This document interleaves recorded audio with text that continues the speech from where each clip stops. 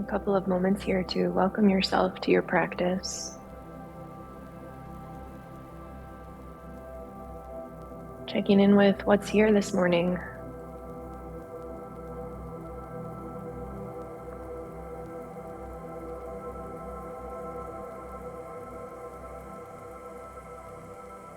And you might notice that it feels good to move the body a little bit. I think I've gotten a little bit away from using movement as an opportunity to settle. If that feels good, you can sway your body side to side, or roll your shoulders down, or rock your head, whatever it is.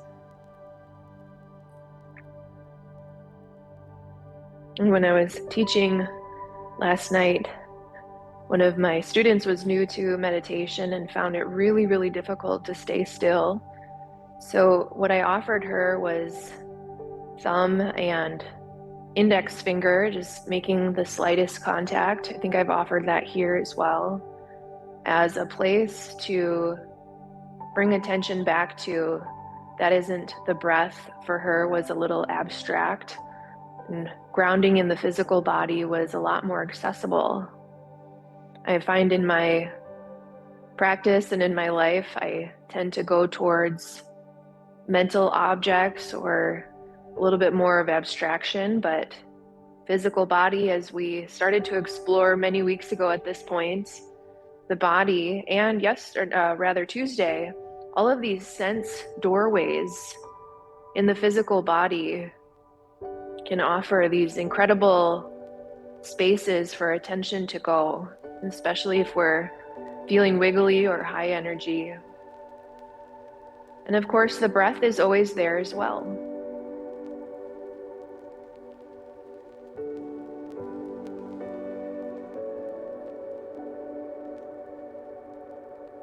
And we're getting closer and closer to the end of our study for the Satipaṭṭhāna. And we have clinging today as our object of mindfulness, and then next week we'll likely close it up. And as we continue to advance or progress, whatever word you like, maybe progress is better, along your understanding and experience with mindfulness, we're going to keep coming back to mindfulness, even though this is called Insight Milwaukee. Mindfulness, as we know, is the foundation of our experience. We develop personal agency through all of these experiences. The words are helpful to shape our relationship with what's actually happening. Over time, we can more directly experience whatever is happening with the words maybe taking a back seat. And as we finish up mindfulness, as if it's ever over, we'll have more and more opportunity for insight practice.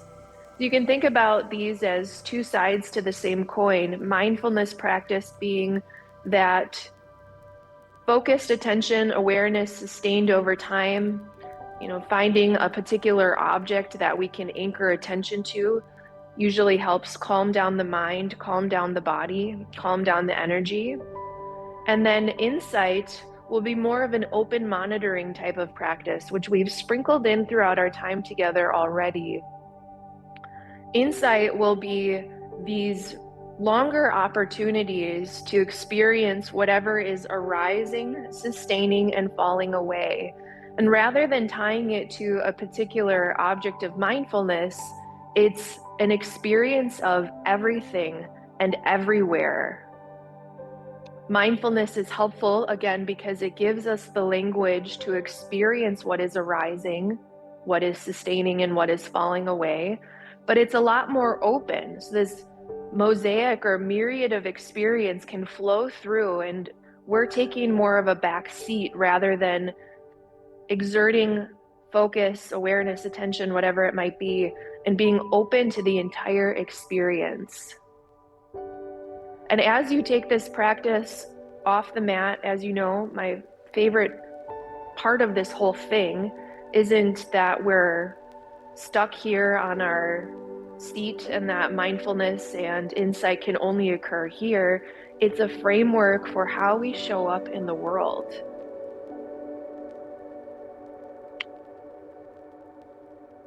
Okay, enough of that. Mindfulness today is clinging. This idea comes up frequently. The other side of clinging is aversion. We have talked about before bearing witness to everything that is here. The observer, not taking everything so personally. We are not nothing and we are not this fixed self. So you decide in your own experience where you lie, who or what is that witness. And the witness, as things arise, sustain, and fall away, again, that's some of the insight practice we're working towards, is not clinging to a single experience. It's not holding on or grasping or craving for joy, exuberance, ecstasy, satiation, or any of those negative experiences. We're not holding on to anger or fear. We're letting those experiences arise. And again, the other side of that is aversion. We're not afraid to be present to the negative, the neutral, or the positive. So for mindfulness today, if clinging or aversion arise, do a little investigation. Where is this coming from? Have I conditioned myself that joy, pleasant feelings, happiness is fleeting and I feel like I need to hold on to it when it comes up? Do I feel like I need to escape whenever fear, anger pops up? The harder part is seeing where that comes up in the more subtle experiences. Boredom, neutrality, no particular feelings, kind of cool, kind of sucks.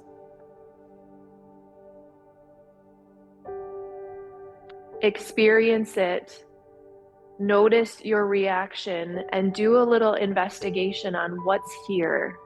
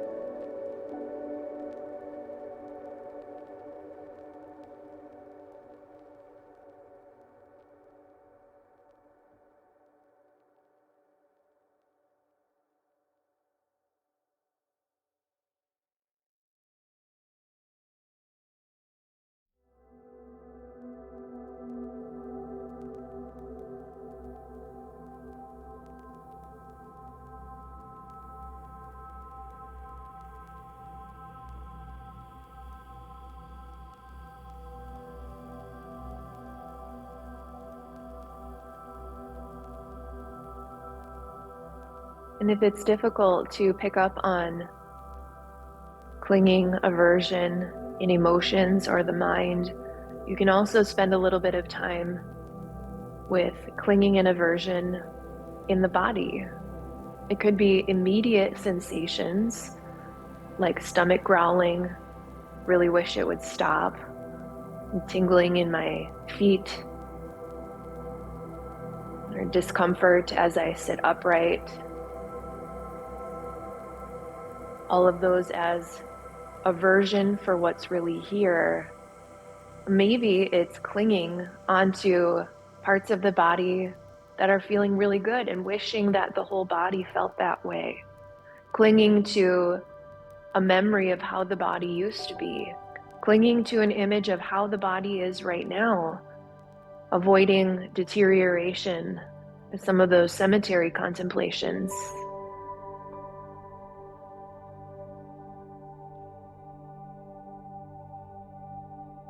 Why is clinging or aversion coming up?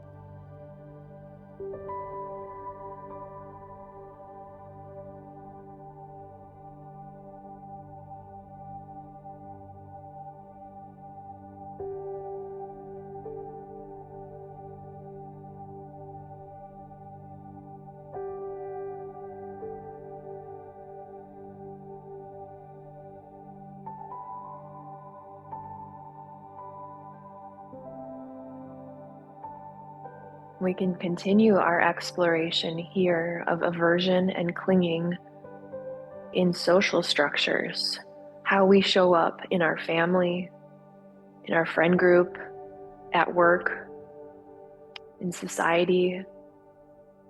Are you clinging to a particular view you have of yourself in culture or counterculture? Are you avoiding the acknowledgement that other structures exist, especially as so many social groups are polarized, highlighted by the media, and causing so much hate and division.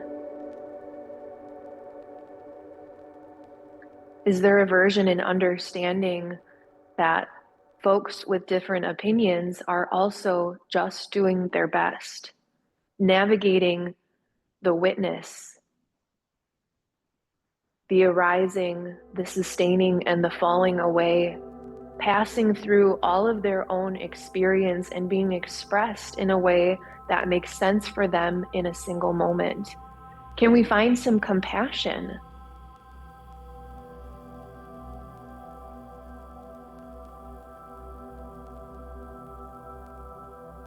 Whether your exploration here is on a really large scale, or you're bringing it down to the role you play in your family unit, partner and pet, and wild or calm household.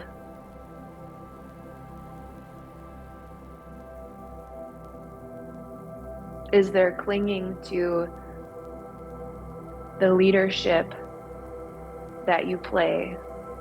Is there avoidance of letting go some of the control that you've tried to hold on to? Play around a little bit here and investigate what's coming up.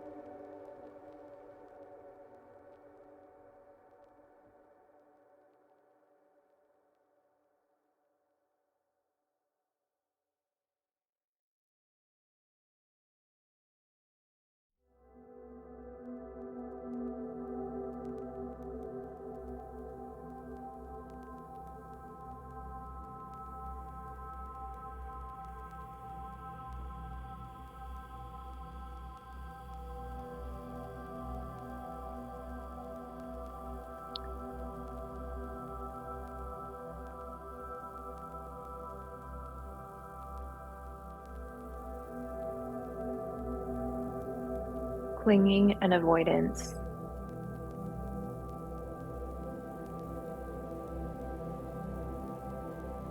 Habits and patterns that we get to choose a different outcome. We get to choose the path of equanimity, compassion, loving kindness, empathic joy.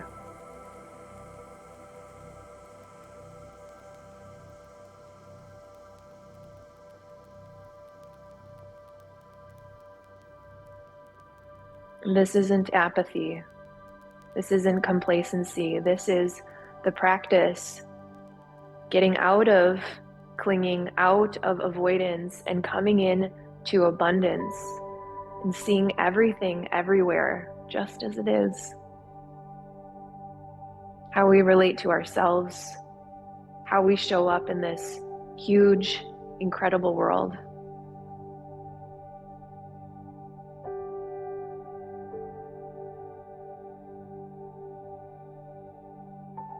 And we'll practice a little bit here with open awareness. So we're starting to move away from focused attention on a particular object, thought, sensation, whatever it is we've been practicing. And for the rest of our time, just see what comes up. All those practices, body, breath, mind, arising, falling, let it all be here. No clinging, no avoiding.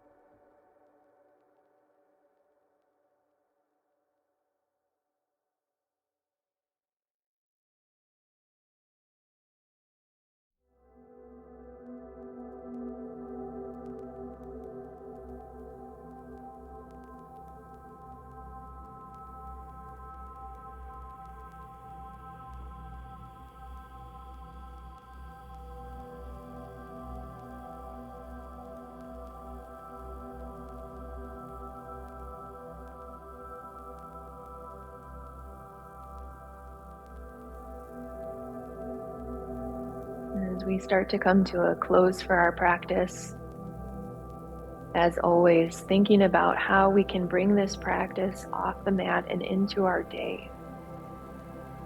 That's the real practice.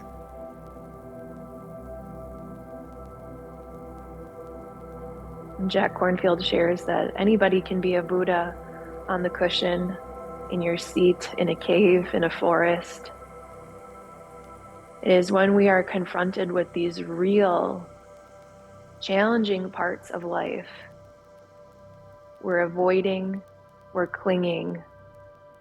Life really unfolds when we experience life with equanimity, joy, loving kindness, compassion.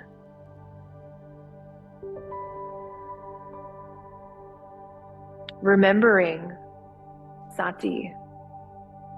We practice here so that we can more easily bring it into life.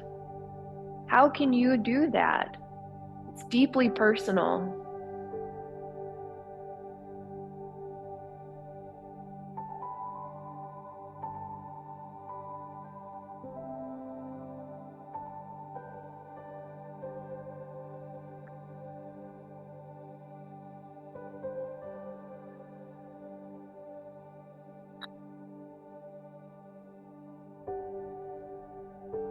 You're welcome to bring hands to heart center to close our practice. Slight tuck of the chin to the chest.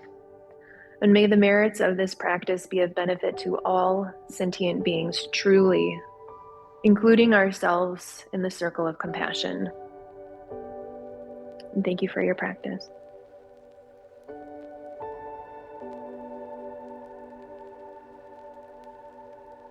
Thank you. Thanks online.